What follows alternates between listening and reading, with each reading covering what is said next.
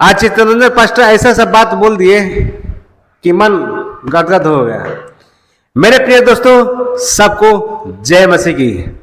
आज मैं उस पास्टर का वीडियो लेके आया हूं जो हमेशा उनके बातों को मैं मानता हूं, उनके हर वीडियो में देखता हूं और ऐसा जवाब भी देते हैं, करारा जवाब जो निडर होकर बोलते हैं। अब बोलते हैं तो ऐसा लगता है कि हाँ, ऐसा बोलते हैं लगता है कि हाँ हमें भी वैसा बोलना चाहिए। मेरे प्रिय दोस्तों, जो चित्तरंजन पास्टर हैं ये जहानाबाद के हैं। मैं हर वीडियो में दिखाया हूं इनका, लेकिन ऐसा ये बात बोल जाते हैं कि हमको उस बात को आपको आगे दिखाना पड़ता है।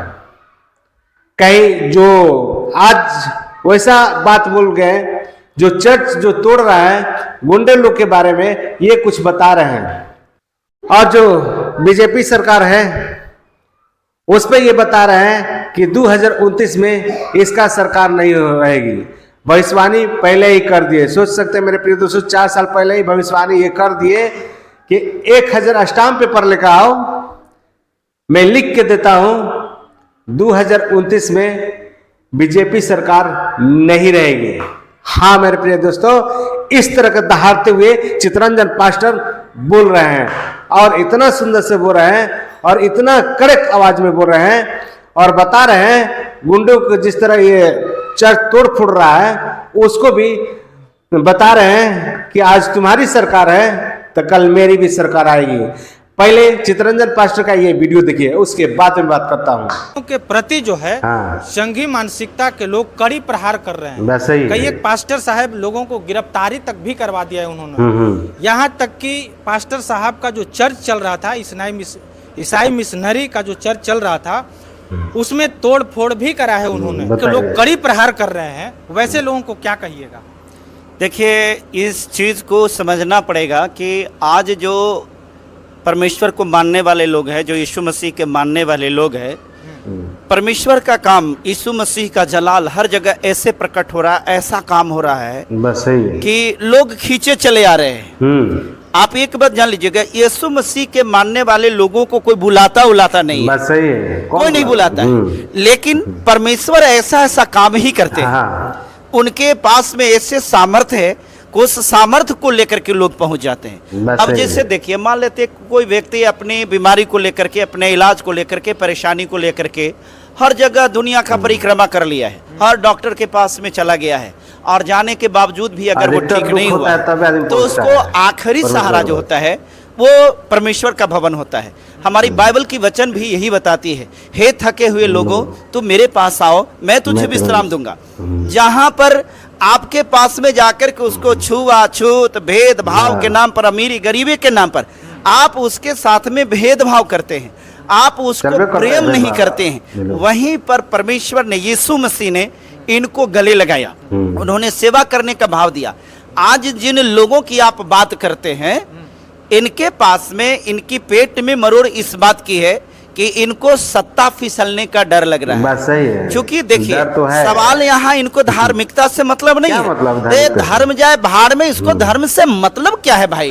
धर्म का परिभाषा जो नहीं जान रहा है वो आज जा करके चर्च पर हमला कर रहा है। जिसको अभी बढ़िया से ABCD की जानकारी नहीं है, धर्म के मामले में मालूम नहीं है, वो जा करके चर्च पर चढ़ करके उसको तोड़ने का काम कर रहा है। तो उनके पास में सिर्फ एक ही फंडा है। वो फंडा क्या है? जबरन किसी को हिंदू बनाते चलो। जबरन बात रह गई लोभ लालच की, कि लोभ दे करके, प्रलोभन दे करके। अब ये कोई बात हमको बता दीजिए, आप जो थाली में ले करके लड्डू, पेड़ा, मिश्री और भिन्न भिन्न प्रकार के चीज जो ले जाकर के भगवान को देते हैं, ये क्या है?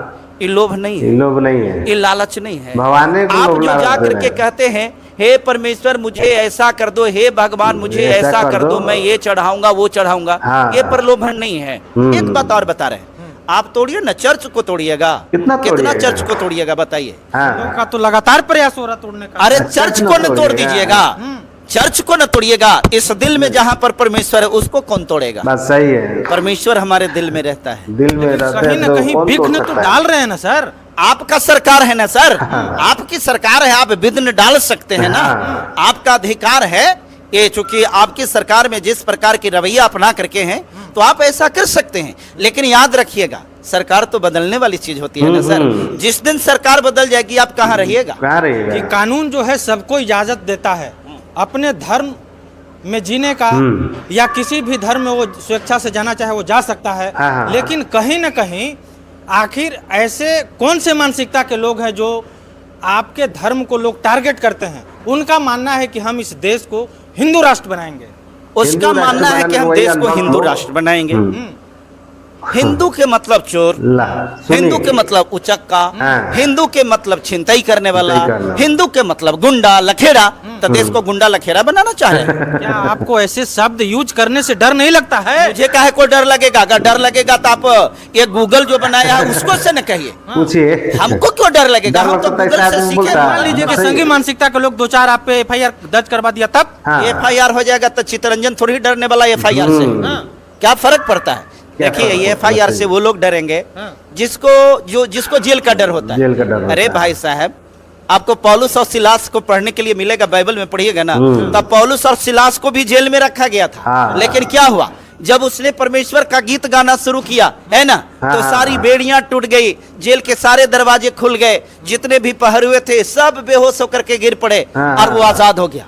आजाद होने के बाद जब इन लोगों की नौकरी खतरे में, तो आज आकर के खुद वहां पर हाजिर हुआ, कहा कि भाई मैं नहीं जानता क्यों ऐसे क्यों हुआ, लेकिन उस सबको समझ में आ गया इसके साथ में जरूर कोई परमेश्वर की शक्ति है, उसकी शक्ति के सिवा ऐसा नहीं हो सकता है। अरे मेरे साथ परमेश्वर है, आप जेल में डाल ही करके क्या करिएगा? क्या फर्क पड़ जाता है? आप कितना को जेल में डालिएगा? कितना को जेल में डालिएगा? कब तक जेल में डालिएगा? सत्ता सिर्फ 5 साल के लिए होता है। आप इन साल जा रहे हैं, ये 2029 में आपकी सरकार नहीं है, आपको टाटा बाय बाय हो रहा है, आपकी विदाई तय है। 29 में सरकार कर दिए। मेरी प्रोफेसी कभी भी गलत नहीं होती है, मैंने जो भविष्यवाणी कर दिया है वो कर दिया है।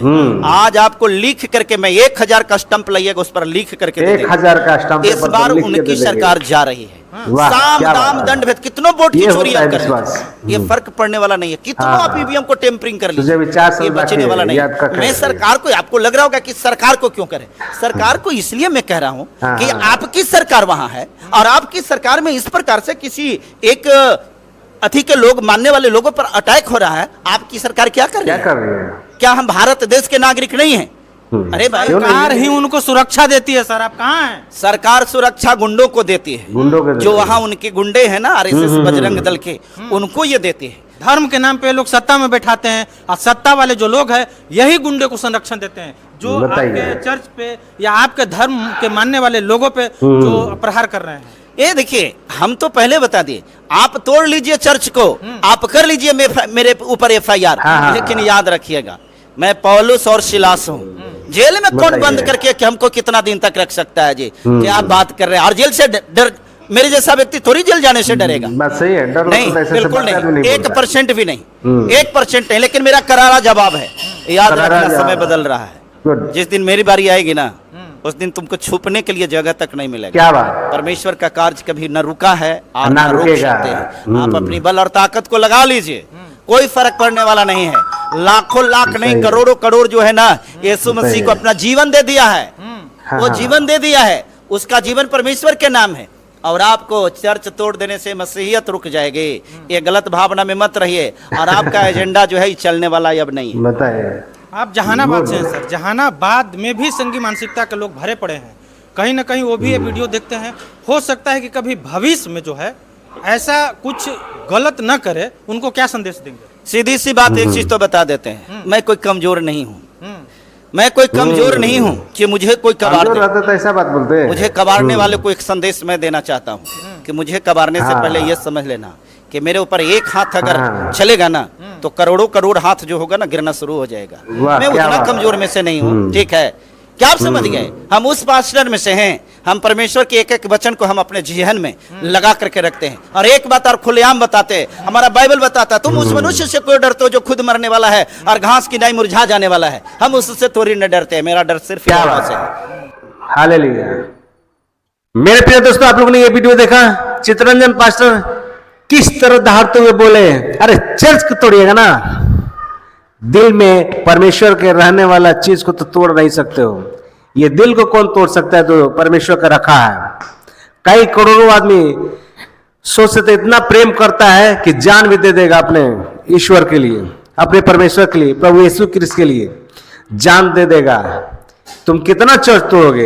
एक चर्च तोड़ोगे, कई हजार चर्च खड़े हो जाएंगे। मेरे प्रिय दोस्तों, आप लोग खुद देखेंगे इस वीडियो में इसी तरह दहाड़ते हुए बोल रहे हैं, और मुझे इतना आनंद आता है इनका वीडियो देखकर, मजा आता है, इसलिए मैं बार बार देखता हूं, आपको भी दिखाता हूं कि देखिए ऐसे होना चाहिए पास्टर।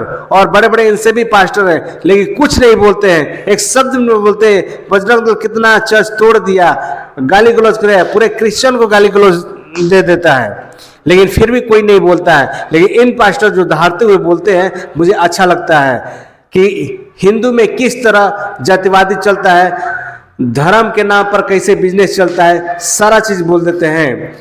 मेरे प्रिय दोस्तों, ये वीडियो में भी ये इस तरह का बताया कि जो कह रहे तुम लोग प्रलोभन तो तुम लोग देते हो और भगवान को ही दे देते हो।